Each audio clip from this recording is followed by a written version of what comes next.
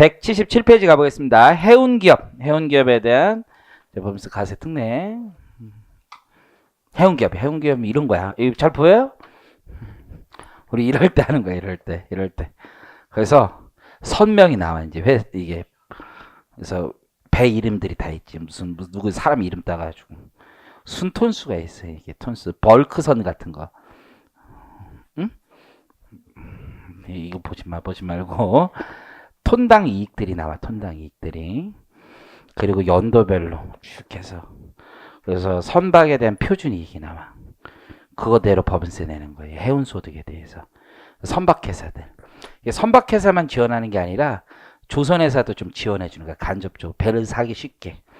왜냐면 배를 운항을 할 거면 운항 이익이 예측이 돼야지 그에 대한 법인세 이익이 얼마 나올지를 예측하는 게 되게 중요하거든. 그래서 이게 때로는 손실이 날 수도 있고 오히려 손해. 결손 나는 회사는 이게 결손금하고 상관없이 무조건 계산하는 거거든.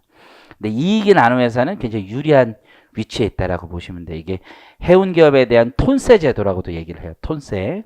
그래서 이거는 이제 미리 배를 살지 말지 이제 수익을 먼저 예측하는 거예요. 그래서 요거에 의미가 있는 게 예측 가능성이 되게 높아요. 왜 법인세 예측이 잘 안 되잖아요. 그래서 미리 배를 살지 말지 결정할 때 법인세 예측 가능성이 굉장히 높아요. 근데 굉장히 문제가 있는 제도이기도 해. 해운회사 너무 지원해줘 이거. 법인세 실제로 번 거보다 너무 적긴 해. 실제로 보면. 그래서 이제 해운기업에 대한 법인세 과세표준 계산 특례라고 하는 거고요. 잠깐만 다음 페이지 가봐요. 178페이지. 큰 그림을 먼저 보면 이제 해운회사는 그렇게 소득이 두 개로 나뉘어. 해운회사는 법인세 조사받아도 쫄질 않아. 왜? 해운소득은 소득에 대해서 하는 게 아니야. 송금부세 이런 거 없어. 걔네는 법인세 조사 나오면 뭐만 문제냐면 원천징수만 문제. 원천징수 실제. 그래서 두 개로 나눠. 해운소득하고 비해운소득. 선생님 해운회사 비해운소득도 있나요? 꽤 많아. 무슨 터미널 같은 거에 걔네들이 가지고 있거든. 터미널, 해운터미널. 그런데 임대소득 같은 것도 있고 그래. 그건 비해운소득이고 이렇게 해운소득. 해운소득은 선박 표준 이익을 기준으로 법인세를 내도록 돼 있어요. 비해운소득은 일반적인 것과 동일하게 잡게 돼 있고. 그래서 선박 표준 이익을 놓고 20% 때리는 거야. 선박 표준 이익은 합계액을 하는 거야. 배마다 표준 이익을 다 합산해 가지고 선박 표준 이익을 잡는다고 보시면 돼요. 그래서 그 과세 표준 맨 위에 보니까 해운소득의 과세 표준 마치 부가세 공급가액의 합계액처럼 돼 있지. 개별 선박 표준 이익의 합계액이라고 돼 있죠. 그래서 이렇게 계산한다 이거야. 다시 앞으로 가봐요. 여러분들 공부하는 거 보면 해운기업 이거 톤세가 뭐 A급? 뭐 개소리들 하던데 이거는 되게 특이한 회사야. 이거 우리나라 몇 개 적용이 안 돼. 그렇기 때문에 아주 중요한 제도는 아니야. 이게 생각해보면 되게 이상한 제도라고 나는 생각되는 거지. 그렇잖아? 해보면 이게 되게 이상해. 세무조사 받아도 되게 이상한 제도야. 내가 보기엔. 그래서 저는 왜 이런 제도를 만들어주는지 모르겠어. 해운에서만 배불리는 거지. 그렇잖아? 배 사기 쉽게 하면 누가 또 좋은 거야? 조선회사들이 좋은 거지. 그래서 업계 그쪽 사람들이 굉장히 파워가 세다는 생각만 했어. 내가 솔직히. 의의를 보시면 해운기업은 소득을 해운소득과 비해운소득으로 구분하여 해운소득에 대해서는 실제 소득이 아닌 선박 통수와 운행일수를 기준으로 산출한 선박 표준이 간주익이야. 실제 소득이 아니라. 배가 있으면 선박 통수가 있지. 톤수. 배 톤수. 거기에 운항일수가 있어. 운항일수. 그러면 예측 가능성이 굉장히 높지. 이 배는 1년에 며칠 정도 운항할 수 있다 이게 나오거든. 보통 300일에서 360일 사이 나와. 왜냐면 정박 일수가 있으니까 운항 일수에서 빠지거든. 뭐 어쨌든 그런 게 있고 법인세 과세 표준으로 하고 비해운 소득 일반 기업과 같이 과세 표준 잡는 기업이에요. 자, 거기 두 번째 콩표시. 톤세 제도를 도입한 해운 기업 입장에선 이익이 많으면 되게 유리하죠. 그렇지? 여러분들 신문 같은 데 보면 BDI 지수라고 들어봤어? BDI 지수? 비대 말고 BDI. BDI 지수라 해서 무역 지수라고 있거든. 그 무역 지수가 올라가면 운임이 되게 올라가. 운임이. 근데 무역 지수가 이제 떨어지면 운임이 되게 떨어져. 그래서 이익이 많을수록 유리하죠. 그래서 우리나라 해운회사가 근래 몇 년 전엔 굉장히 위험했었죠. 뭐 한진해운이든 뭐 현대상선이든 다 위험했는데 요즘엔 괜찮아요. 요즘엔. 그리고 그 어려울 때도 실제 작은 중소형 해운사들은 더 많이 벌었어. 계속 괜찮았어. 걔네들은 이제 너무 많이 배를 빌리고 하는 문제점이 있었지. 그래서 톤세 제도를 채택한 이후에는 손실이 발생하도록 최소 5년간 의무적으로 법인세를 납부해야 함으로 분류할 수도 있어요. 그렇죠? 그래서 우리나라 해운회사 중에서 톤세를 안 하는 회사는 없다고 보시면 돼. 다 해. 다. 실무적으로. 취지 나와 있죠. 해운회사의 세부 대매에 대한 예측 가능성을 제고시켜 중장기 사업 계획에 따라 선박을 구입 임차할 수 있도록 하기 위함이다. 이게 취지야. 누가 밝히는? 기재부와 해운회사들이 밝히는. 제 개인적인 생각. 쓰면 안 돼. 개인적인 생각은 해운회사의 막강한 L, B 때문에 그렇지 않나. 이런 생각을 해요. 개인적인 생각입니다. 자, 적용 대상. 자, 톤세 적용 대상 법인은 내국법인이고요. 이제 이러한 사업을 영위하는 해운기업이다. 근데 다른 나라에도 이런 톤세가 많긴 하대요, 실제. 그래서 좀 그런 경우가 있는 것 같아. 그래서 다른 나라 이제 전 세계 해운 강국들 있지, 해운 강국들. 혹시 어느 나라인 줄 아세요? 해운 강국? 우리나라?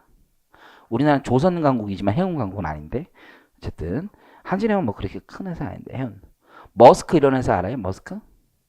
알아? 뭐라고? 별표? 머스크 발표가 있나? 그 이유 모르겠다. 어쨌든 저쪽 북유럽 국가랑 이탈리아 이런 데들이 되게 강해. 해운 기업. 어쨌든 바다를 기업. 우리나라도 강한 기업 중에 하나라고 해요. 자, 어쨌든 보면 여객, 그죠? 카고, 화물 이런 거 하는 거야. 요 근래에는 크루즈 운항 사업까지 다 있는 거지. 근데 이제 용선을 너무 많이 하면 인정하지 않아. 용선이 뭐냐면 배를 빌려서 하는 애들은 별로 인정하지 않아. 왜? 배를 빌리면 조선 산업에 큰 도움이 안 되지. 그렇죠? 그래서 용선. 왜냐면 빌릴 때 어디서 빌리냐면 외국 배를 많이 빌려. 외국 배를. 우리나라 배를 빌리기보다는. 그래서 해당 기업이 용선한 선박의 운항 톤수가 연간 운항 순톤수의 합계가 해당 기업 소유한 선박대의 기준 선박의 연간 운항 톤수 합계의 5배를 초과하지 않아야 돼. 자기 소유 배는 적어. 우리나라에. 그래서 다 빌리거든요. 그래서 용선. 나용선이라는 거 알아? 나용선? 나용선은 왜 웃어? 나용선은 그 용선은 뭐라 하지? 용선은 거기까지 빌리는 거야. 그 운전해 주는 사람 항해사. 그렇죠? 그 직원들까지 다 빌리는 걸 얘기하고 나용선 순수하게 배만 빌리는 거야. 그 항해사는 필요 없고 선장님 항해사 있잖아. 이제 항해사가 1등 항해사가 있어. 내 선장님도 옛날 많이 만나봐요. 선장님 있고 선장님 돈 엄청 많이 버는 거 모르죠? 배 선장님 컨테이너선 있는 거 돈 많이 벌어요. 되게 많이 벌던데 뭐 한 4, 5억 되는 사람들도 많더라고. 1등 항해사만 돼도 한 2억 정도 막 벌고 그러더라고. 아니 큰 거 벌잖아. 비행기 파일럿도 많이 벌잖아. 그죠? 운전이나 할 걸. 어쨌든 거기 보면 그래서 그런 분들이 있거든. 그래서 그 선장님까지 다 같이 오면은 그런 걸 용선이라고 하고 나용선도 여기에 포함되는 거지. 자, 톤세 제도를 채택한 첫 해에는 반드시 기준 선박 요건을 충족을 해야 돼.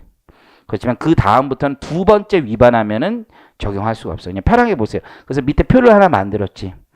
X1년에 이제 스타트할 때는 요건을 충족해야 되지. 톤세 적용이 돼요. 그 다음에 두 번째 한 번 위반된 거야. 빌린 배가 더 많았던 거지. 5배를 초과했던 거죠. 그래도 첫 번째 위반까지는 톤세 적용해줘. 세 번째는 그냥 만족시켰어. 네 번째 해 두 번째 위반된 거죠. 그럼 그때부터 5년 동안 안 하는 거야. 그 다음부터 5년 동안 안 한다. 시험에 나오긴 좀 그렇고. 다음 페이지. 그러면 개별 선박 표준 이익의 합계액이잖아요. 개별 선박 표준 이익은 어떻게 계산하냐면 개별 선박의 순톤수가 있어. 순톤수라는 게 배의 용량이 있다고. 용량. 태울 수 있는 용량. 화물이든 여객이든. 그리고 1톤당 1운항 이익이 있어. 하루 움직이면 나오는 돈. 거기서 운항 일수가 있어. 운항 일수. 거기에 사용률이라는 게 있어. 내 거면 100%고요. 오른쪽에 용선한 거 있지. 그러면 용선은 그 배에 따라서 용선하는 비율이 있어. 즉 날짜가 있겠지. 그리고 마지막으로 공동운항. 얼라이언스 이런 거 들어봤어? 얼라이언스? 서로 함께 하는 거. 그러니까 배가 가면 이렇게 가는 거야. 우리나라에 뭐 예를 들어서 전 세계 가장 큰 배 빌려주는 회사는 조디악이라는 회사고 머스크가 화물은 넘버원이고 상식이 너무 없지. 상식이 어쨌든. 우리나라에서 지도를 우리나라 지도를 내가 잘 못 그려. 치 좀 그만해. 치 좀. 대한민국 뒤에는 또 없어. 이렇게 하는 게 좋아. 여기 부산. 그렇지. 그럼 여기서 여기 남미가 있다고 쳐봐. 남미야. 남미까지 가지 않아. 여기 LA까지 정도만 가는 거야. LA부터는 이 짐은 여기서 이렇게 가지고 가는 거거든. 얘네가 컴퓨터가 되게 발전된 게 컨테이너를 어떻게 쌓는지가 되게 결정이 잘 돼 있더라고. 뭐 어떡하네. 막 끼고. 그러니까 이게 나 혼자 다 안 한다고 서로 빌려. 그럼 난 여기까지 가는데 여긴 조디아 거 쓰고 우린 여기도 거 쓰고 막 이럴 수도 있거든. 그래서 그런 게 공동 운항 비율이라는 게 있는 거야. 이해하시겠죠? 왜냐면 잘 봐. 조디악도 얘네가 여기서 화물을 여기서 우리에서 가지고 올 수가 있잖아. 여기 블러디버스터에서 여기까지 오고 이렇게 갈 수 있잖아. 그러면 얘 배가 처음부터 이렇게 가지는 않는단 말이야. 컨테이너 일부 세우고 여기서 합체해가지고 부산항에서 서로 뭐 그 제 크레인 같은데 서로 바꾸고 할 거 아니야. 여기 있고 그러면 요 배 중에서 내 짐이 있고 제 짐이 있는 거 아니야. 그게 공동 운항 비율이 있다고. 비율에 따라서 움직인다고. 시험 문제 안 나와. 자, 결손금. 중요한 건 결손금 통산하지 않아. 해운 소득과 비해운 소득은 통산하지 않아. 그리고 해운 요 톤세 들어오기 전에 결손금 있는 건 여기에 통산하지 않아. 이제부터 매출 대비 몇 프로 내는 거야 거의. 소득이 아니라 매출 대비 몇 프로 내는 거랑 거의 비슷하거든. 그래서 과세 특례 규정을 적용할 때 비해운 소득의 결손금과 해운 소득은 통산하지 않아요. 왜냐면 해운 소득은 매출의 몇 프로만 내기로 했는데 거기서 이걸 비해운 소득의 거랑 통산하면 안 되겠지. 과세 특례 적용 받기 전에 발생한 이월 결손금도 공제하지 않아요. 이게 어마어마한 혜택이거든요. 그러니까 거기 보시는 것처럼 세액 공제 감면 이런 거 하나도 안 해줘. 이 자체로 큰 혜택이야. 이익률이 그보다 훨씬 높은데 이익률을 굉장히 낮게 잡아주는 거거든. 그래서 해운소득에 관련된 원천징수 세액은 해운소득의 톤세나 비해운소득 법인세에서 기납부세액으로 공제하지도 않아. 그래서 해운소득 받으면서 외국에서 원천징수 될 수 있잖아요. 그런 거 공제하지도 않아. 우리나라에서. 자, 문제점이 내가 보기엔 제일 중요해. 비판하는 사람들이 많아. 아니 번 대로 내야지. 실질과세 원칙에 위배되죠. 추정 이익에 근거하는 거야. 추정 이익에. 어느 정도 운항했으면 이러지 않을까. 왜냐하면 기름값에 따라 얼마든지 달라질 수 있잖아. 이익이. 기름값이 올라가고 떨어지는지에 따라. 그리고 기름값이 올라가면은 얘네들이 물론 그런 거는 받겠지. 그 뭐냐. 유류할증용 받겠지만 그거하고 아무 상관없이 계산해. 그리고 이 해운 산업만 전 세계 경제에 노출돼 있어요? 경제에 노출이 안 된 산업이 어디서 세상에. 핸드폰 파는 것도 경제에 노출돼 있고 노트북 파는 것도 그렇지. 다 노출돼 있지. 왜 얘를만 해주냐 이거죠. 그래서 극심한 국제적 경제에 노출되어 있는 상황에서 해운업계만 과세 특례 주는 것도 과세 형평의 측면에 문제가 있다. 뭐 이런 얘기를 많이 하죠. 그렇죠? 톤세. 자, 오른쪽 가볼게요. 이제 톤세 끝나고 해외 진출했다가 나중에 국내 복귀하는 기업들에 대한 세액 감면. 국내로 복귀하는데 그러면 이거하고 비슷한 거 아니야? 수도권에 있다가 지방 오는 거랑 지방 이전 감면하고 큰 틀에서 보면 같은 거지. 이제 해외 나갔다 들어오는 거. 그래서 옆에서 지방 이전 감면과 유사해. 지방 이전 감면과 유사한 제도죠. 올해 이제 조금 더. 그럼 지방 이전 감면은 어디로 가야지 해주는 거야? 수도권 과밀억제 권역 밖으로 와야지 지방 이전 감면이죠. 그래서 해외에서 우리나라 들어오는데 서울 들어오면 필요 없는 거야. 보시는 것처럼 가운데 파란색. 수도권 과밀억제 권역 외 지역에 복귀해야 돼. 그래서 수도권 과밀억제 권역으로 복귀하면 안 되는 거죠. 서울에 본사가 있다가 해외 나갔다가 어디로 들어왔을 때만 우리 수도권 과밀억제 권역 밖으로 들어왔을 때만 감면해 주는 거야. 복귀 방식은 두 가지가 있어요. 올해 이제 개정된 게 부분 복귀 좀 개정이 된 거야. 완전 복귀가 있죠. 완전 복귀는 해외 공장 다 없애고 들어온다는 얘기죠. 부분 복귀는요. 해외 일부 그리고 우리나라 일부 이렇게 들어오는 걸 얘기하죠. 그래서 완전 복귀를 보시면 일단 국외에서 2년 이상 경영을 했어야 돼. 2년 이상. 그래서 지방이전 감면도 수도권에서 몇 년? 2년 또는 3년이죠. 63조가 2년이고 63조의 2가 3년이었지. 어쨌든 그렇게 경영하던 사업장을 국내로 이전해야 돼. 먼저 폐쇄하고 이전할 수도 있고 먼저 이전하고 폐쇄할 수도 있죠. 똑같은 개념이네. 연도까지 못 외워. 부분 복귀 있죠. 부분 복귀는 국내 기존 사업장이 없었던 애들이야. 그러니까 부분 복귀라도 기존 사업장이 있는데 일부 해외에 있는 거 데리고 오는 거 안 돼. 우리나라에 없는데. 그렇죠? 다만 해외 사업장 축소 기준에 따라서 국외에서 경영하던 사업장의 생산량의 50% 이상 축소하고 산자부 장관이 확인하면 국내 사업장이 있더라도 적용할 수도 있어. 아주 예외적인 경우고 개정된 게 뭐냐면 대기업도 이제 들어와라. 예전에 대기업 안 해줬는데 올해부터 대기업도 해주겠다. 대기업도 들어오시면 해주겠습니다. 자, 복귀하는 주체는요. 대한민국 민이나 아니면 대한민국 법률에 따라 설립된 법인이 복귀하는 거죠. 그래서 미국 애들이 갑자기 우리나라에 해외 들어오면서 이런 제도 우리도 해주세요. 또 대한민국이 아니잖아. 마음은 대한민국 고향이었어요. 웃긴 거지. 그래서 안 된다는 거야. 이건 당연한 거고요. 자, 지방 이전 감면할 때도 업종 같은 거 했어야지. 세분류 기준 똑같아. 그래서 세분류 기준으로 복귀 이전 또는 복귀 전에 사업에서 영위하던 업종과 동일한 업종을 해야 돼요. 자, 우리 지방 이전 감면할 때 어떻게 했어? 5년 100%, 그 다음 2년 50%. 물론 7년짜리 낙후 지역도 있지만 요거는 그런 건 없고 5년 100%, 2년 50%. 부분 복귀에도 5년 100%, 그 2년 50%. 복귀한 사업에서 실질적인 최저한세 적용하면은 의미가 없죠. 최저한세 적용하지 않는다. 사후관리 그냥 보시면 되고. 그래서 내 생각에는 이게 지방이전 감면과 유사하다는 걸 아는 게 더 중요한 것 같아. 그래서 크게 보면 그럼 대충 쓸 수 있잖아요. 물론 지방이전 감면도 모르면 아무것도 안 되는 거죠. 그렇죠? 자, 다음 네 번째 이것도 특별한 거야. 정비사업 종합, 재건축 사업 조합이야. 이게 대법원 판례에서 계속 문제가 됐었던 게 얘네들이 이게 재건축 조합을 하면 조합원들이 과세 문제가 있었어. 이게 비영리법인으로 봐야 되느냐부터 시작해서 과연 비영리법인이 아닌 것이냐. 그래서 이제 대법원 판례에서 비영리법인 맞다라고 하고 조특법에서 아예 비영리 내국법인으로 보겠다는 거예요. 그럼 재건축 조합을 하면 일반 분양이 있고 조합원 분양이 있잖아. 조합원 분양은 생각해봐. 조합원이 땅을 내고 건축물을 부셔가지고 새 아파트를 받았단 말이에요. 그럼 자신의 가치가 올라가죠. 아파트 가치가. 그래도 그건 과세하지 않아. 근데 일반 사업 분양이 있지. 일반 분양. 그건 수익 사업으로 보는 거죠. 그래서 수익 사업으로 과세한다라고 보시면 돼요. 쫓아오시겠죠? 그러면 잘 봐. 그러면 내가 아파트를 짓는데 내 거를 위해서 조합원 분양분을 위해서 일반 분양을 한 거 아니야.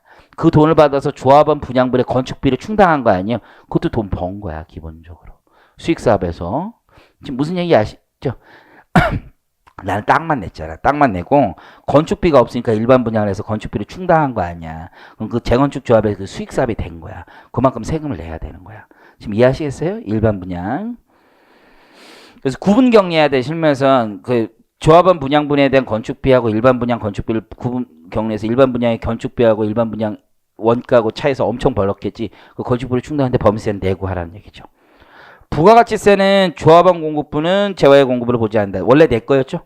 지방세에서도 여러분 열심히 배우는 거잖아요. 조합원 외 공급은 재화의 공급이 되는 거죠. 다만 국민주택 초과분만 과세되는 거 밑에는 면세되는 거고.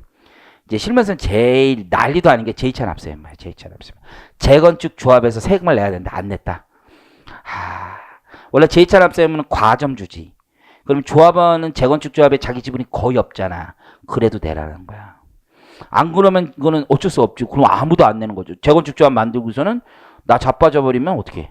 큰일 나지. 그래서 과점주주 무한책임 사원은 아니지만 우리 제2차 납세물을 부담한다라는 거예요. 자, 5번. 유형에서 파란색 글씨 하나만 봐봐. 마음이 어때요? 2018년 12월 31일까지 외국인 투자 감면 신청한 경우에만 적용해 주는 거야. 자, 118페이지 맨 아래 적용 중지만 한번 읽어볼게요. 여러분들 이런 얘기 내 수업 시간에 한번 한 것 같은데 SBS 뉴스인가에도 한번 나왔지. MBC 뉴스에 나오고 EU 유럽연합에서 이 대한민국이란 나라를 조세 피난 국가로 지정을 해버렸어. 이놈 새끼도 웃기다. 왜냐면 이 제도 때문에 그래. 한국에 외국인들 투자하면 법인세를 안 내. 여러분 국제 조세 조정에 관한 법률 기억나요? 기억이 나였으면 좋겠어. 났으면 일을 할 수도 있잖아. 근데 누구라고 얘기는 못하겠지만 우리 이제 합격했던 학생이 이제 연락이 왔어. 갑자기 선생님 그게 3월 31일 날 4월 1일 날까지 신고였지. 3월 30일 일요일 날 밤 1시인가 카톡이 왔습니다. 뭐 급하면 할 수도 있죠. 많이 놀랐는데 네 친구야. 어쨌든 간에 어쨌든 연락이 왔어요. 새벽 1시에. 선생님 이거 서식이 이게 맞나요? 국조 서식인 거죠. 국조 서식. 틀렸더라고. 그래서 잘못했다. 혼나야 되겠네요. 막 혼나서 막 걱정을 하는데 크게 혼나지 않아도 돼. 그 서식이 뭐였냐면 과거 3년간의 평균 법인세 부담률이 15%인 국가에서만 유보, 그러니까 외국에서 특정 국가에서 배당하지 않아도 배당 간주소득 계산하는 거 있잖아요. 그 서식을 만드는 거야. 근데 올해가 이제 2018년 거 하면 직전 연도니까 17, 16, 15를 써야 되는 거 아니야. 숫자는 다 맞게 입력을 했는데 연도를 18, 17, 16으로 썼더라고. 그래서 연도 하나씩 밀린 거지. 그래서 위에다가 이제 왜 올라왔어요? 아, 죄송합니다. 잘못했습니다. 근데 위에서 신경도 안 썼다고. 어차피 이게 true or false만 따지는 거잖아. 다 어차피 안 넘고 하니까 관계가 없으니까 가산세 없으면 우리 신경 안 쓰니까 어쨌든 그런 거란 말이야. 그래서 우리나라는 15%도 안 되는 그런 국가야.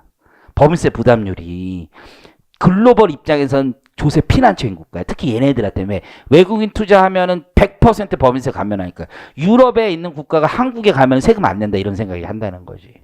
그렇다고 유럽 국가에 있는 회사들이 우리나라에 그렇게 많이 오나? 그것도 아니지. 세제가 좋다고 나오는 건 아니거든. 꼭. 그래서 조세 피난처. 그래서 정부가 어떤 일이 있었냐면 한번 볼게요. 2017년 12월 5일 EU에서 작성한 조세 정책 비협조 국가 목록을 작성을 했어요.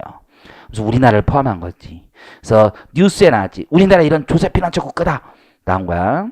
그래서 목록에 포함된 사연은 우리나라 외국인 투자에 대한 법인세 소득세 감면이라는 유해 조세 제도가 있음에도 불구하고 개정 약속을 하지 않았겠다는 점이다. 그래서 유럽에서 처음에 개정 약속을 한 거야. 야, 개정해라. 그래서 우리 그 전 대통령께서, 그죠?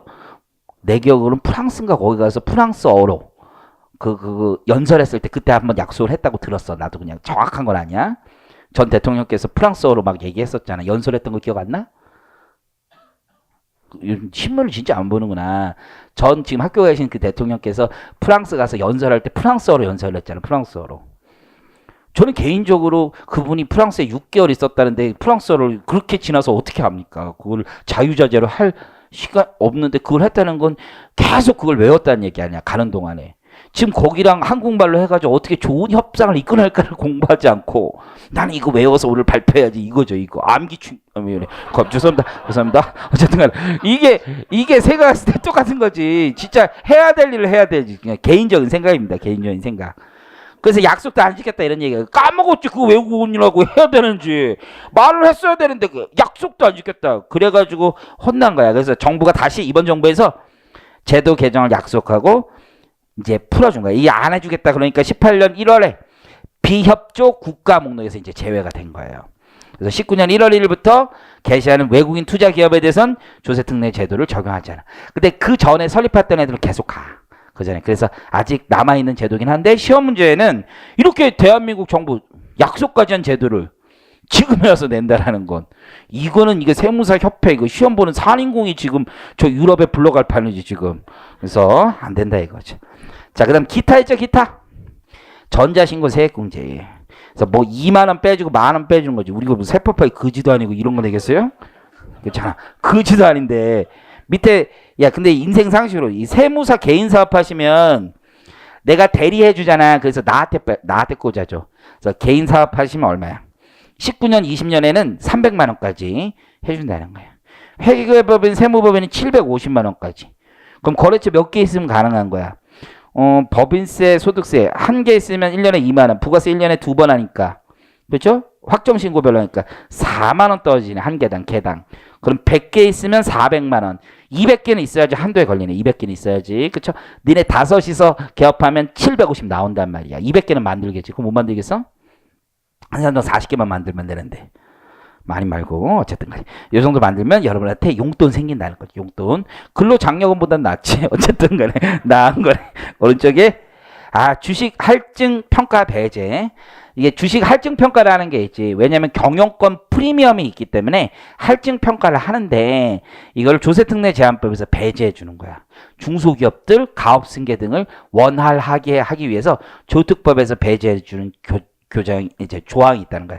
그래서 한번 읽어보면 상속세 및 증여세법에 따라 주식을 평가할 때 최대 주주 및 그와 특수관계에 있는 주주의 주식은 할증 평가하는 게 원칙이에요.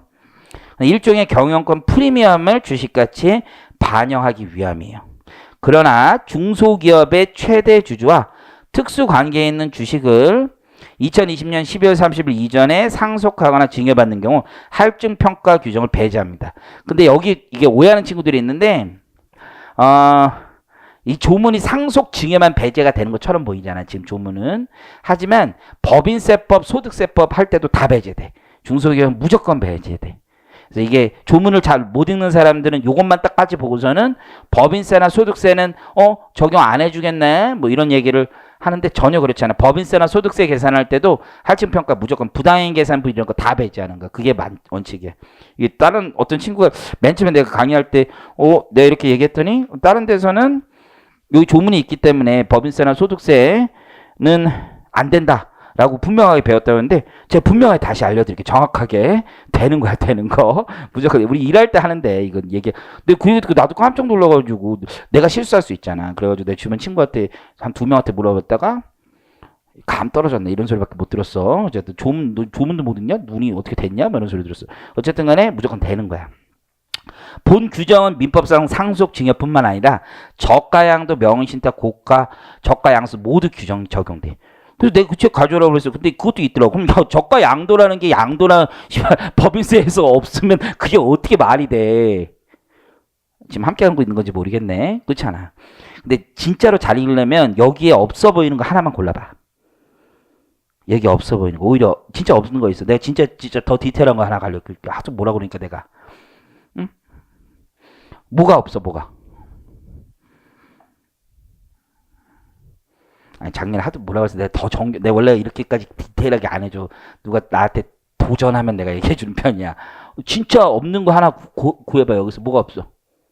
고가 양수 없지. 고가 양수. 고가 양수 있을 수가 없어. 왜냐하면 잘 봐. 시가가 100이야. 그렇지? 그럼 할증평가한다는 얘기는 뭐 110 이렇게 되는 거잖아. 그럼 내가 고가 양수했으면 할증평가하면 이 금액이 줄어든단 말이야. 오히려. 그러니까 적용하지 않는 거야. 이거랑 비교하는 거야. 할증평가할 때는. 그래서 고가 양수는 없는 거야. 지금 이해하시겠어요? 저가 양도는 계산하면 딱 나온다고. 할증평가하는 게 오히려 과세가 덜 된단 말이야. 프리미엄. 오히려 이론에 맞지가 않다고. 그래서 그렇게 빠지는 거야. 혹시 뭐 그걸 오해했겠지 내 생각에. 제3자 물류비용. 그건 실무에서 접근 가능성은 진짜 좋아. 접근 가능성이 좋다는 게 이용할 수 있는 사람 되게 많아. 왜냐면 비용에 대한 공제이기 때문에 그래. 비용에 대한 공제. 그리고 이게 제조업자는 다 돼. 제조업자는. 제조업을 하면은 내 물류를 제3자에게 주기만 해도 관련 비용들을 다 공제받을 수가 있어. 그래서 비용에 대한 세액 공제 방식은 항상 연구인력개발비에서도 받듯이 증가액 기준과 단기 지출분이 있는 거야. 항상. 그래서 얘들도 그런 식으로 있다라고 보시면 기억하시면 돼. 근데 이게 너무 어려워요. 여러분들한테. 왜냐면 실무에서는 제3자 물류비용 공제하려면 물류비를 좀 공부해야 돼. 물류비라는 게 내가 이게 물건 사오는 거는 인정을 안 하고 파는 것만 인정하고 그 물류비의 범위도 되게 다양해. 그래서 물류 창고 운영 뭐 이런 것들이 있기 때문에 시험에 좀 그래. 일단 그 정도 기억하시면 되고. 자, 186페이지 가보십니다. 부가가치 영세율 적용. 자, 오른쪽에 있는 거하고 좀 비교해야 돼. 오른쪽에 있는 건 농업적 기자재 부가세 환급이죠. 요 두 개 뭐가 다르냐면 왼쪽은 처음부터 영세율 적용해 주는 거고 오른쪽은 일단 10% 과세했다가 사후 환급해 주는 거야. 그래서 오른쪽은 사후 환급.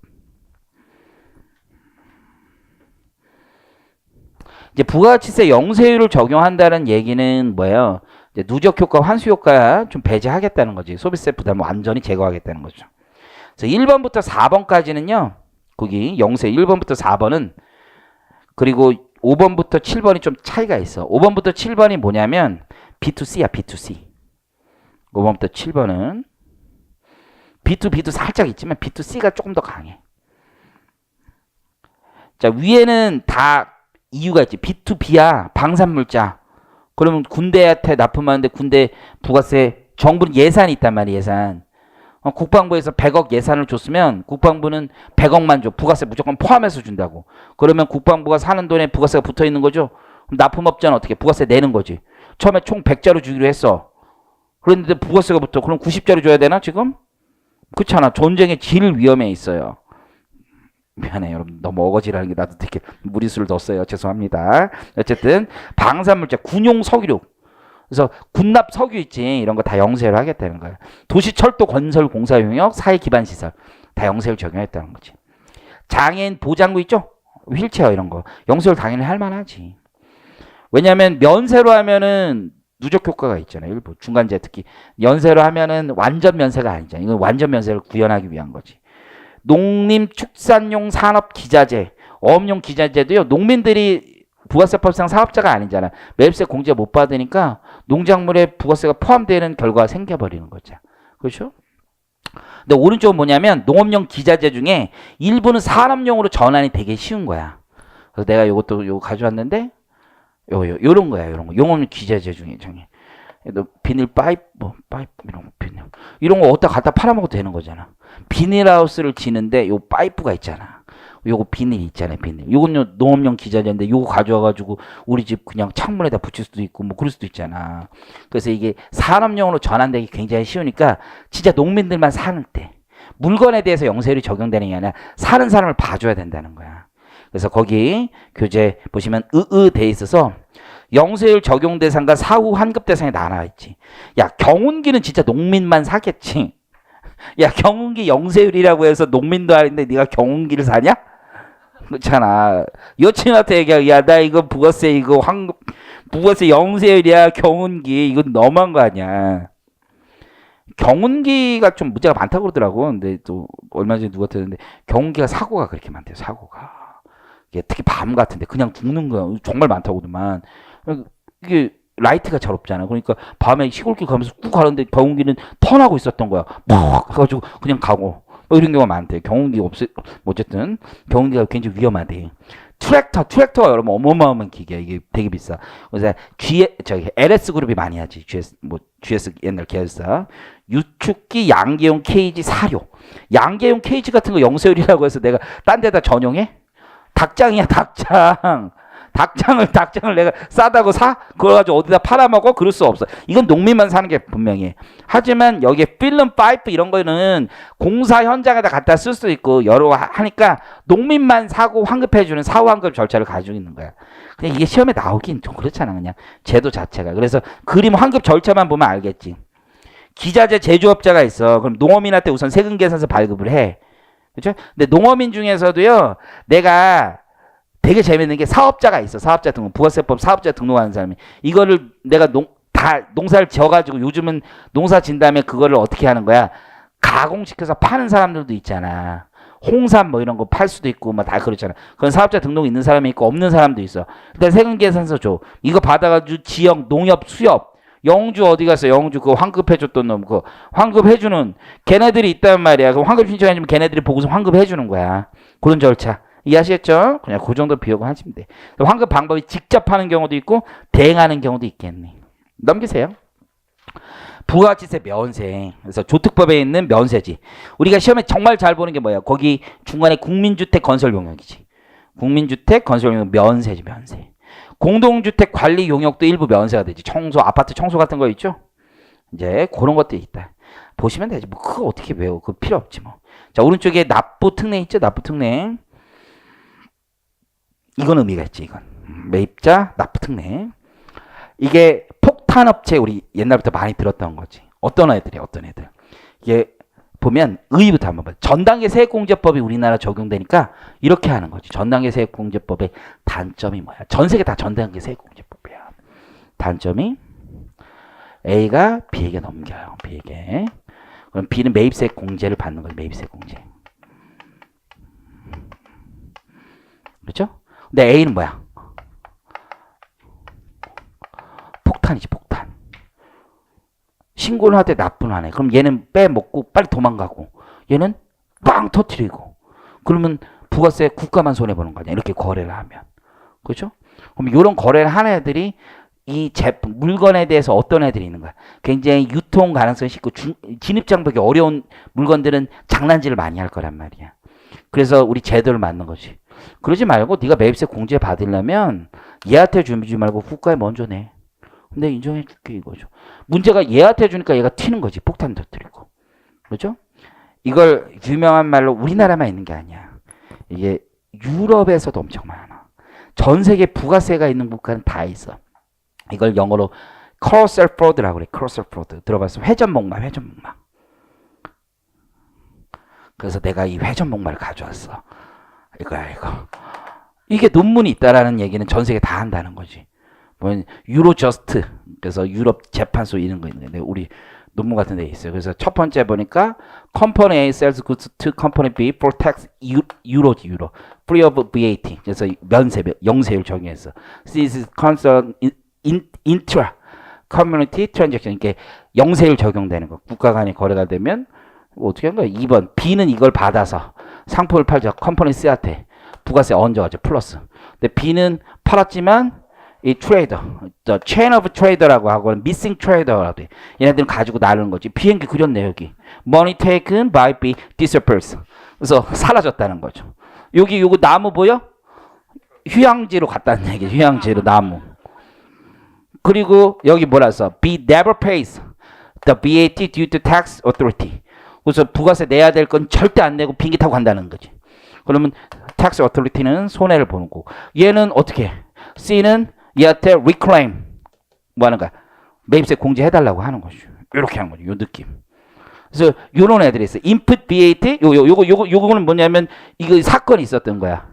유럽에 이 관계자들 다 있는 거야 다. 얼마 빼먹었대?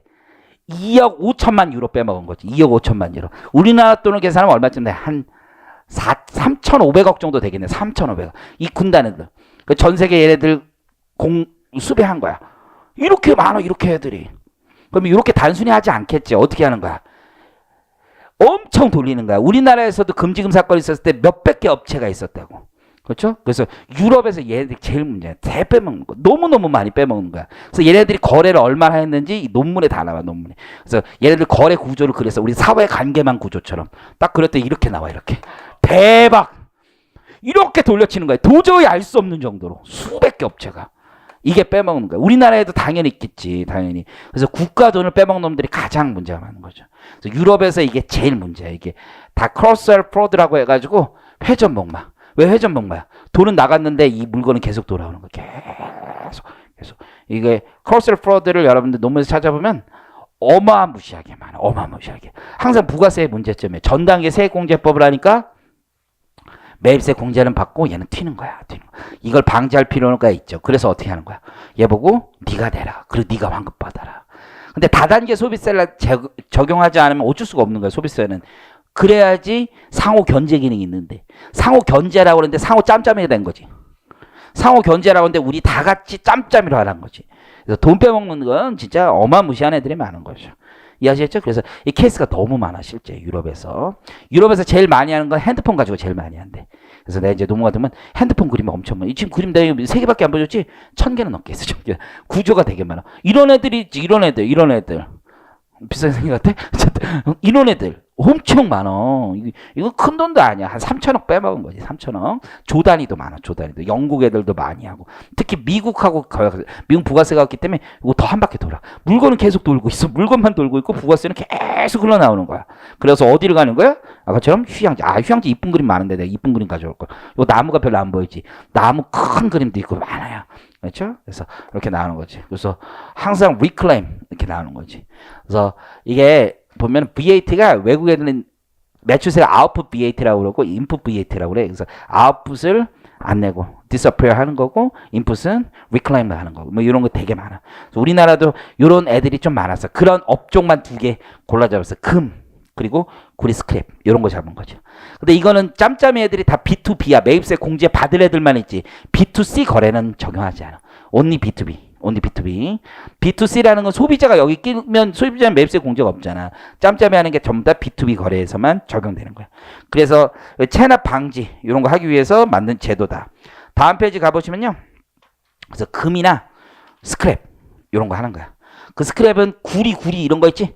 지난번에 한번 얘기했었잖아요. 우리 수업 시간에도 얘기했었나? 구리 같은 거, 철판 같은 거 자르면 그거 남는 거 있지. 그거 가지고 장난질 하는 애들이 많아요. 그래서 금이나 스크랩. 이게 전용 가능성이 되게 좋지. 그래서 요거 가지고 많이 하는 거고요. 과세 흐름은 어떻게 하는 거냐? 거기 그림만 봐도 이제 알 수 있어. 공급하는 자가 있어. 금이나 스크랩 등을 공급을 해. 공급하는 자는 원래 부가세를 공급받는 자는 공급하는 자에게 줘야 되겠죠. 근데 국가의 전용 계좌를 뚫는 거야. 신한은행에 뚫게 돼 있어. 신한은행에 전용 계좌 넣고 입금을 하는 거야. 입금. 이해하시겠죠? 입금을 할 때 신한은행에서 10을 우선 떼고 어디에다 국세청에 넣어주는 거야. 그리고 공급한 놈한테는 얼마만 주는 거야? 110을 주는 게 아니라 100만 던져주는 거지. 공급하는 자는 부가세 따로 신고하지 않고 신고는 너도 미리 낸 거죠. 그리고 매입하는 자는 10 자기가 내고 다시 돌려받는 거죠. 근데 현실에서는 여러분 외상거래가 많잖아요. 그러면 먼저 부가세만 먼저 주는 경우도 많아. 그래서 거기 구매자금 대출 받는 경우가 있을 거예요. 그거 어딨나? 구매자금 어디 갔지? 부가세 구매자금 대출 눈이 안 보이네. 여기 있네. 동그라미 3번에 보면 단 기업 구매자금 등으로 제품 결제하는 경우에는 부가세만 결제하기도 해. 어쨌든 부가세는 공급하는 자에 절대 안 들어가. 누구에게 들어가는 거예요? 국세청에 들어가는 거죠. 근데 매입세 환급을 해주는데 이걸 해도 또 짬짬이 하는 애들이 있는 거야. 어떻게든. 그래서 얘네들이 매출 대비 매입이 더 많은 애들은 이상한 거지. 일시적으로 먼저 사니까 매입이 더 많을 수도 있어. 그래서 환급은 10은 환급을 해줄 거 아니야. 확인되니까. 환급을 안 해줄 수도 있는데 매입이 매출보다 많은 경우는 안 해주려고 그래. 그래서 거기 가운데 환급 보류가 있죠. 매출과 매입의 비율. 분모가 매입이잖아요. 그래서 매입이 매출보다 더 큰 거야. 그래서 매출이 매입의 70%밖에 안 되면 환급 안 해줘. 이해하셨죠? 전용 계좌해놓고 국세청에 들어갔다 매입세 공제 환급이 되는 거잖아요. 환급 안 해줄 수도 있다. 오른쪽에 과온합급 환급 있잖아요. 자, 요거 나중에 우리 대법원 판례에서 한번 배울 거야. 원래 이제 부가세 환급금이 생기면 낸 놈이 받는 거잖아. 그럼 낸 놈이 거기 뭐야? 공급 받은 자에게 환급해야 된다라고 돼 있죠? 그래서 낸 놈이라는 거 원래로 치면 누가 낸 거야? 이론적으로 보면 공급하는 자가 받아서 낼 걸 먼저 낸 것 뿐이잖아. 하지만 실물은 누가 낸 거야? 공급 받은 자잖아요. 그래서 환급은 과언합이 생기면 공급 받은 자에게 환급한다 라는 제도 있어요. 나중에 이제 대원팔로 우리 팔레특강 할 때 볼 거고요. 불이행 만약에 전용 계좌 안 했으면 어마어마한 불이익지. 매입세 공제 못 해주겠다. 내가 공급하는 자에게 줬어도 매입세 공제를 못 해주겠대. 그래서 금 관련 거래나 구리 관련 스크랩은 무조건 전용 계좌 뚫는 거지. 망하는 거죠. 이거 매입세 공제 안 해주면. 그래서 매입세 공제 안 해준다. 가산세 징수하는데요. 매입세 공제 안 하는 것도 큰데 가산세가 얼마야? 공급자와 공급받는 자에게 제품 가격이 10%. 그럼 부가세만큼이죠? 그만큼 가산세는 죽는 거지 진짜. 이해하셨죠? 근데 얘들 입장에서 좀 열받는 게 내 돈을 왜 국세청에 잠깐 미리 부가세는 3개월 기다렸다 내는 나의 금전의 보상 이익이 있는 거 아니야. 그걸 쥐들이 막 뺏어가는 거 아니야 지금. 그러니까 세액공제, 금융이익에 대한 세액공제 하는 거죠. 그래서 거래 금액을 기준으로 할 땐 증가분, 당기분 방식이 있는 거야. 그거 어떻게 왜? 증가분, 당기분 방식 정도 기억하시면 된다. 여기 한 걸음 더 나갔지. 192페이지 보니까 이제 B2C도 가겠다. B2C도. 부가세 빼먹는 놈들 다 어떻게 해야 되겠다는 생각이 있는 거야. 정부에서는. 부가세 빼먹는 놈들. 그래서 B2C는 사실 할 이유가 없지. 근데 B2C의 문제는 뭐야? 그냥 매입세 공제고 나발이고 간에 소비자에게 받은 부가세를 가지고 소비자는 환급을 안 받아가지고 내가 안 내고 튀는 거지. 이건 국가로 봤을 때 완전 손해는 아니지. 아니 얘는 완전 국가가 갑자기 중간에 호구가 돼서 얘들 돈을 갖다 주는 거 아니야. 응? 얘들 돈을 갑자기 한 바퀴씩 돌 때마다 계속 돈이 있는 거잖아. 아니 국가 부가세를 알잖아. 그러니까 얘는 사업자 간에 B2C 거래면 B2B 거래면 그냥 부가세는 없는 거 아니야. B2C한테 갔을 때만 부가세가 있는 건데 중간에 돌면서 지들끼리 빼먹고 얘는 튀니까 뭐만 있는 거야. 매입세 공제만 하니까 국가는 손해가 있으니까 이거는 좀 나름 이해가 되는데 B2C 거래는 고객에게서 받은 걸 국가가 못 받은 것일 뿐이 아니야. 국가가 못 받은 손해는 있지만 진짜 손해 아니잖아. 국고에 있는 유출이 있는 건 아니잖아. 앞에 건 B2B 거래는 국고 유출이 있는 거고. 그렇죠? B2C는 국고 유출은 없지. 근데 어떤 애들이 있는가? 클럽. 이런 과세 유흥장소 하는 애들. 얘들 이제 여러분들 느낌이 있지. 얘들이 얼마나 세금을 안 내는지. 얼마나 문제가 많은지. 그래서 국가가 미리 예견했는지. 안 되겠다. 2019년부터는 니들은 카드 긁은 거 누가 들고 있어요? 부가세. 카드사가 일단 들고 있잖아. 카드사가 내라. 어마무시한 제도를 만드는 거지. 그렇잖아요. 부가세. 대신에 이제 나중에 정산해줘. 근데 10%는 아니고 얘네들 매입이 있을 거 아니에요. 그래서 거기 110분의 4만큼 카드사가 먼저 내라는 거야.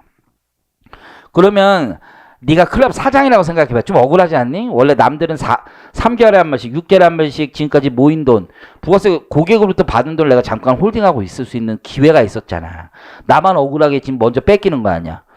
그럼 내 고객이 카드 긁으면 일단 카드사로 돈이 들어왔다가 3일 있으면 내 통장으로 들어오는데 이거를 110분의 4를 빼고 들어온다는 거야. 아니 카드 수수료 빼 이거 빼 그러니까 환장하는 거지. 그렇잖아요. 그래서 억울해? 내가 세액공제 해줄게 이런 거죠. 카드사도 화를 내는 거야. 사실 카드사 화내면 안 되지. 왜요? 쟤들이 가지고 있을 때 지들이 또 홀딩하고 있는 거 아니야. 그럼 예수금이 생기고 예수금은 곧 돈이란 말이야. 예수금은 곧 돈이야. 여러분들은 그 느낌이 없을 거예요. 잘 봐. 이번 달에 생긴 예수금을 다음 달에 갖다 내도 이번 달에 또 생기지. 그럼 무이자 차입 경영이 계속 생기는 거야. 지금 느낌 와? 계속 나는 영원히 무이자로 이 돈을 계속 땡기는 거야. 너무 땡큐 아니야. 그렇지만 오히려 카드사도 괜히 싫은 척 했다고. 내가 귀찮게 왜 그래. 그 걔네들 우리한테 화내고. 그래서 우리 법에서 우리가 지원도 해줄 수 있다 이런 제도로 만들어서 지원을 안 해주는데요. 해줄 거야 뭐 이런 얘기만 했어요. 아직 일단 구라단계 이 정도다. 그래서 거기 보시면 야 일단 정착될 때까지 대리납부 하겠다. 대리납부. 원래 대리납부라는 게 소득을 지급하는 자가 대신해서 납부하는 거죠. 이건 소득을 지급하는 자가 누구야? 신용카드 회사인 거죠. 신용카드 회사가 대리납부하겠다. 그래서 특별히 B2C도 오는 거야. B2C. 그래서 거래 구조를 보면 소비자가 카드 결제하죠. B2C. 사업자 가맹점. 사업자 가맹점 카드사에 대금 청구한단 말이에요. 카드사가 대금 입금을 해주는 거야. 근데 카드사는 다 주는 게 아니라 어떻게 하는 거야? 110분의 4를 떼고 주는 거죠. 110분의 4는 국세청에 들어가는 거죠. 쫓아오시겠죠? 취지. 그래서 부가가치세 체납률이 높은 특정 업종은 신용카드로 결제한 금액에 대하여 결제 대상이 되는 재화 또는 용역의 부가세를 신용카드사가 대리납부하도록 하여 B2C 거래에서 발생하는 부가가치세 탈루를 방지하고자 하는 게 취지다라고 되어 있어요. 이해하시겠죠? 그래서 체납을 방지하기 위한 제도가 우리 매입자 납부 특례하고 거기 부가가치세 대리납부가 있습니다. 이해하시겠죠? 자, 기타 특례 일반 택시 사업자 있죠? 택시 이제 기사분들 이제 처우가 별로 좋지 않잖아요. 그래서 부가세를 95%만 내라 다 깎아준단 말이야. 대신 부가세 택시 회사들이 깎아준 부가세는 누구를 위해서 써야 돼? 우리 택시 기사님들을 위해서 써라. 뭐 그런 제도야. 이해하시겠죠? 그래서 외국인 관광객 미용 성형 지금 우리나라 부가세도 문제인데 외국인들 어쨌든 외국인들이 우리나라에서 관광으로 왔어요. 그래서 어떻게 하는 거야? 고치는 거야. 여러분들 강남에 있잖아. 강남에 호텔 같은 데 아침에 가본 적 있나? 있지. 있지. 있어. 거기 가면은 아 대박이야 대박. 나는 뭐 일 때문에 이제 예전에 몇 번 나 이사도 아니야. 어쨌든 강남에 아침에 가면 지난번에 우리 애랑 그 롯데호텔인가 같이 갔었어요. 평일날 낮에. 그 아침에 자고서는 여름 때 우리 집에 에어컨이 고장 났었거든. 그래가지고 내가 그래서 다 했었는데 아침에 가면은 온 몸을 이렇게 둘러 감은 애들이 그렇게 많아요. 중국 애들이 이렇게 눈을 막 한 거야. 특히 강남에 성형외과가 있는 호텔들이 있어요. 여기 그 아미가 호텔, 옛날 아미가 호텔 뭐 이런 데는 그 임페리얼 팰리스인가? 근데 아침에 조식 뷔페 가잖아. 어마무시하게 붕대 감고 있는 애들이 있어요. 성형수술하러 온 거지. 그래서 여기 며칠 있는 거야. 그럼 이 친구들한테 한국에서 성형수술한 부가세가 있는 거잖아. 근데 이 친구들이 우리나라에서 성형수술하면 우리나라 고용도 창출되고, 그렇죠? 관광도 하고, 호텔비도 내니까 이거 좀 빼줄 필요가 있다라고 생각한 거야. 그래서 거기 보시면 외국인 관광객 미용 성형. 이거 보건복지부도 같이 협동으로 만든 제도야. 그래서 의료 관광객이 의료기관에서 부가세 과세되는 쌍꺼풀 수술, 코 성형 수술 등 의료 용역을 공급받은 경우 부가세를 환급받을 수 있는 제도를 두고 있는 거야. 근데 사실 이걸 왜 만들었는지 왜 만들었을 것 같아? 환급 받아간다는 얘기는 매출이 신고된다는 얘기지. 강남의 성형외과가 이거 환급 받아가게 해주니까 그러면 중국 애들은 무조건 달라고 하겠지. 그러면 얘들이 신고가 되겠지. 그럼 강남의 성형외과 외국인 성형 환자들 다 현금 낸단 말이야.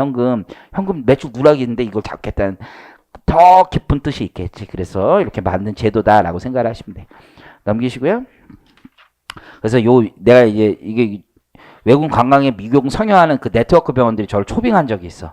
그래가지고 이게 세금에 대해서 부가세 이 제도랑 이제 보건복지부에서 초빙해서 처음 만나서 4년 전에 내가 한국 강의하기 전에 가가지고 이제 야부리 좀 쳐달라고 해가지고 내가 그때 가서 이제 이제 성형외과 원장님들 쭉 데리고 얘기했죠. 이 제도가 이렇고 여러분들한테 아무래도 이런 형식이 있지 않겠냐. 제도의 취지는 좋고 여러분들 이제 관광객이 느리는데 좋지 않겠느냐. 그때 어떤 분이 질문을 하는 거야. 옆에 보건복지부 사람도 있는데, 진짜 뭐 사람도 있는데, 이러면 우리 매출이 다 드러나는 거 아닙니까? 그때 내가 과감하게 질렀습니다. 자, 이제 탈세에 대해서 한번 생각해 봅시다. 여러분들이 이제 걸리면 어떻게 되는지 해서 쭉 설명했어요. 걸리면 어떻게 이제 지읒되는지, 어떻게 되는지 조세범 처벌부터 해서 쭉, 진짜 제가 약속한 시간 1시간인데 1시간 반 이상 진짜 하는데 여러분의 집중도보다 훨씬 높아. 자기 세금이니까. 그래서 그렇게 내가 진짜 열심히 그렇게 떠들었던 기억이 있어요. 그때 내가 거래처 2개 생겼어. 근데 아주 큰 성했거든. 그쵸? 그래서 어쨌든 그러고 나서 이제 보니까 심각하더라고 실제. 다음 페이지에 가보면 중고차 매매상 이런 애들이 있어. 재활용 패자원 의제 매입세계라고 들어봤죠. 그래서 이제 고물상들은 누구한테 물건 사요? 우리 할머니들한테 사거나 이게 수집상들한테 살 거 아니야. 아니면 중고자동차들도 개인한테 살 거 아니야. 그럼 개인들이 사업자가 아니잖아.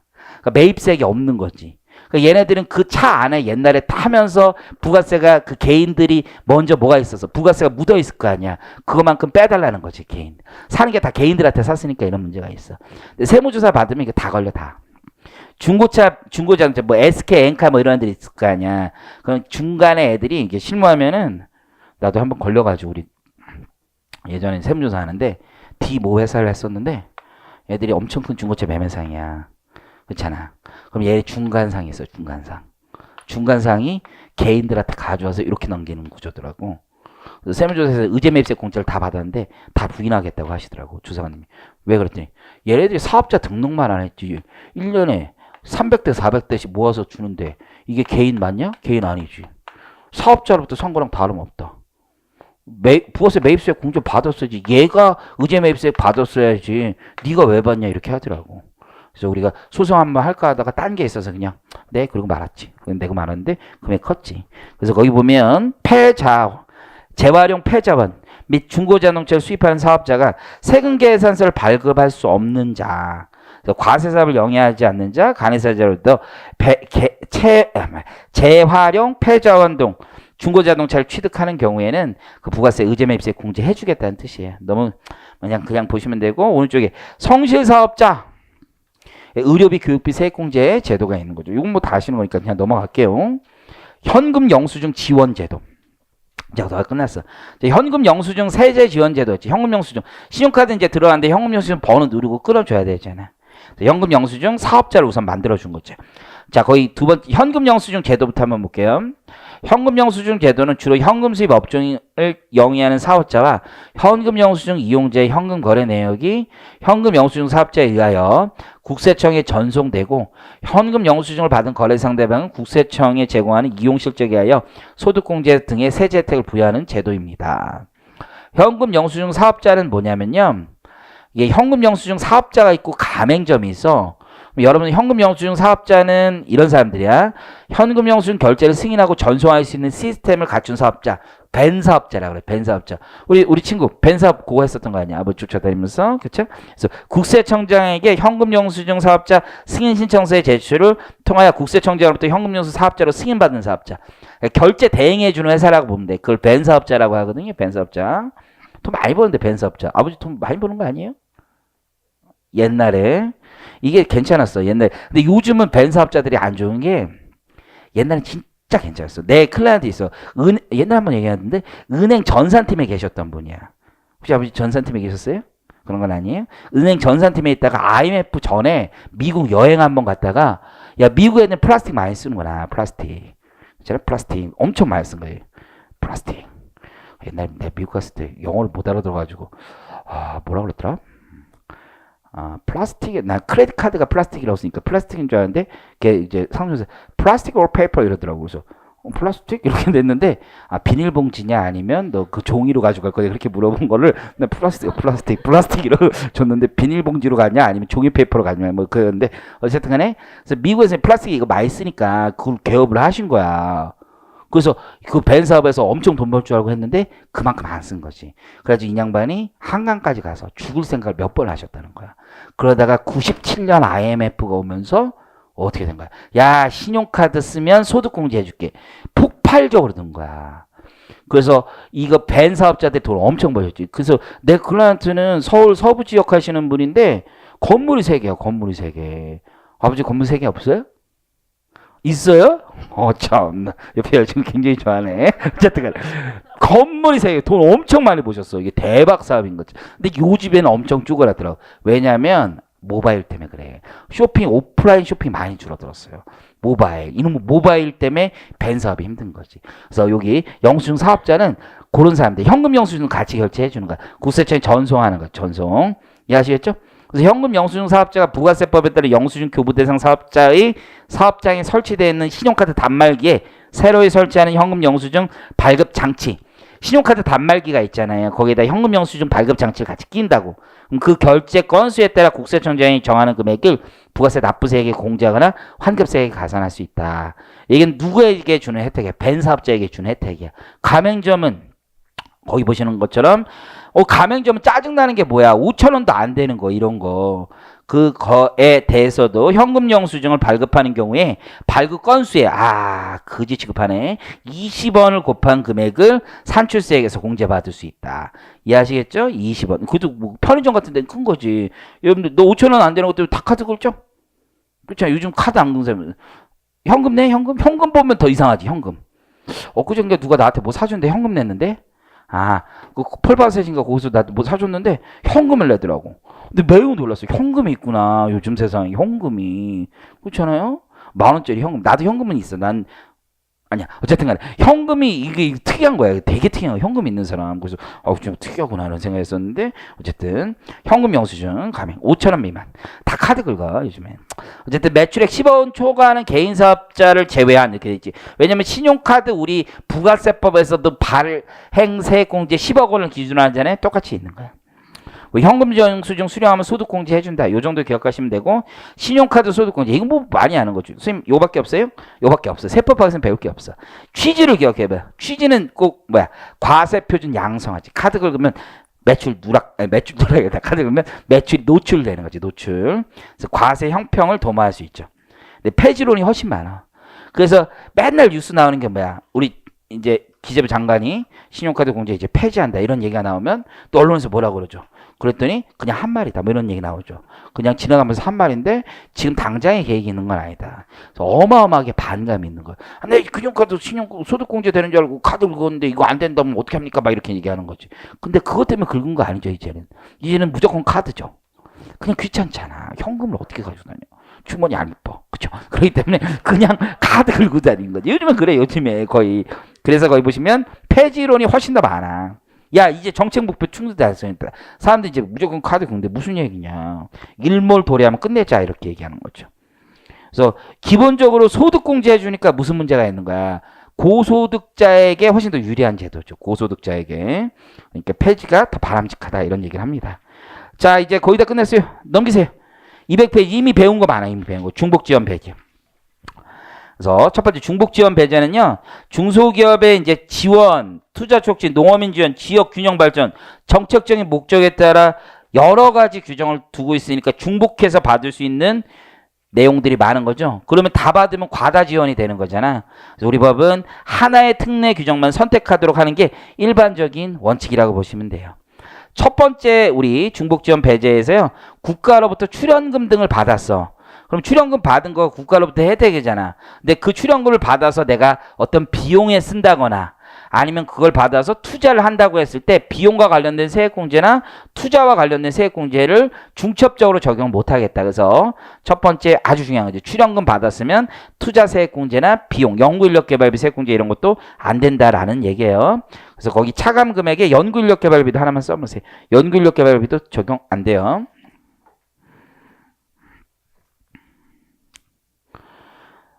자, 그럼 두 번째는 내가 중소기업 투자세액 공제도 받고 뭐 생산성 안전 시설 같은 거 투자세액 공제도 동시에 받을 수 있냐? 그건 안 되는 거야. 그래서 투자세액 공제, 투자한 자산에 대하여 투자세액 공제가 동시에 적용되면 하나만 적용받을 수 있어. 하나만. 여러 개가 중복될 때. 이게 이제 또 큰 거지. 세액 감면도 있잖아. 중소기업 특별세액 감면. 그것과 투자세액 공제를 원칙적으로는 중복 안 되는 거야. 거기 보시는 것처럼 내국인이 동일한 과세년도에 조세특례 제한법에 따라 소득세 또는 법인세가 감면되는 경우와 소득세, 법인세가 공제되는 경우 동시에 적용받을 수 있는 공제는 하나만 선택하는 게 원칙이에요. 그래서 중소기업 특별세액 감면으로 가든지 아니면 투자세액 공제로 가든지 둘 중에 하면 되지. 다만 이 모든 걸 예외하는 게 하나 있었죠. 그게 고용증대지. 고용증대. 그 다음에 둘 이상의 감면 규정 있죠. 그래서 내국 법인의 동일한 사업장에 대해서 동일한 과세연도에 소득세, 법인세, 감면 규정 중 둘 이상의 규정이 적용되는 경우에 역시 하나만 적용받는다. 근데 이건 사업장 기준이야. 거기 사업장에다 동그라미 쳐봐. 사업장. 그래서 이런 경우가 있어. 내가 서울 지역에 공장이 있고 공장 중에 일부를 지방으로 이전했어. 그럼 일부 이전한 지방은 지방 이전 감면을 받고 서울에 있는 감면은 서울은 중소기업 특별세 감면 받을 수 있어. 사업장별로 따지는 거야. 사업장. 자, 양도소득세. 거주지가 토지 등을 양도하여 둘 이상의 양도세 감면 규정을 동시에 적용받는 경우도 하나만 받는다. 하나만. 다만 토지 등의 일부에 대해 특정 감면을 적용받은 경우 남은 부분에 대해서 다른 감면 규정 적용받을 수 있다. 남은 부분. 이게 아까 뭐랑 똑같은 거냐면 내가 토지를 팔았어. 근데 현금 일부 보상 받고 일부는 대토 보상 받았어. 그러면 그거 섞어서 받을 수 있다고 그랬었잖아. 그 경우에 그 대토 보상 받은 걸 현금 보상 취급은 못해도 금액을 나눠서 받으면 각각 받을 수 있다고 그랬잖아요. 그게 그 규정에 다만 요 규정 때문에 된다고 보시면 돼. 자, 거주자의 토지 주택 양도 있죠. 한번 읽어보시면 돼. 이건 그렇게 중요한 거 아니고 최저한세. 옆에다 써 과세 공평. 최저한세는 최소한의 세금을 내도록 하는 거죠. 과세 공평을 유지하기 위한 거지. 해도 너무한 거 아니냐 이거죠. 의의 잘 기억하세요. 정책 목적에 따라 조세 감면 등의 혜택을 받는 경우에도 소득이 있는 사람은 최소한의 세금 내야 되는 거 아니냐. 계산구조는 세무회계에서 배우시는 거고 최저한세율 이런 것도 배우시는 거고요. 그래서 세법학에서 나오긴 좀 그렇지. 그래서 감면 배제 효과 정도 마지막에 기억하면 되지 않을까 싶어. 202페이지에 보면 재계산하고 재계산된 금액을 기준으로 뭐 외국납부세 공제 등도 적용한다 정도 기억하시면 될 것 같아요. 그 밖에 조세 감면 배제, 자, 양도소득세 감면 배제 우리 많이 배웠던 거죠. 감면. 그래서 첫 번째는 내가 미등기하면 비과세 감면 소득세에서 적용 안 해줬잖아요. 주택보호도 마찬가지입니다. 미등기 양도자산 감면 배제한다. 두 번째는 종합소득 공제한도 여러분 세무회계할 때 배우는 거잖아요. 뭐 2,500만 원 요 규정 있잖아요. 양도소득세 감면 종합한도 1년 2억, 1년 1억, 5년 2억 있잖아요. 요것들 다 함께 적용한다라는 얘기예요. 그냥 써놓은 건데 뭐 이미 다 배운 거니까 이렇게 생각하시면 돼요.